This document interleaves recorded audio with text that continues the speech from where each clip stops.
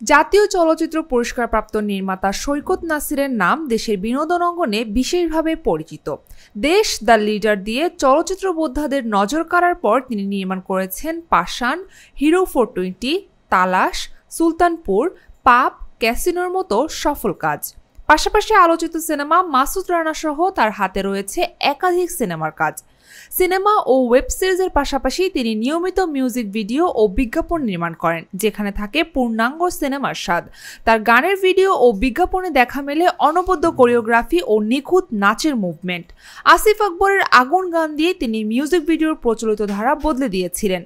সম্প্রতি সৈকত নাসির নির্মাণ করেছেন ঘোড়ায় চলো মনের হুইল শিরোনামের একটি মিউজিক ভিডিও, যেখানে মডেল হয়েছেন জাহির আলভি ও অলঙ্কার চৌধুরী। ভিজুয়ালাইজারের ব্যানারে নির্মিত এই প্রমোশনাল ভিডিওটি মূলত একটি ব্যান্ডের প্রচারণা ক্যাম্পেইনের অংশ। গানটি গেয়েছেন কণা ও হাসান এস ইকবাল।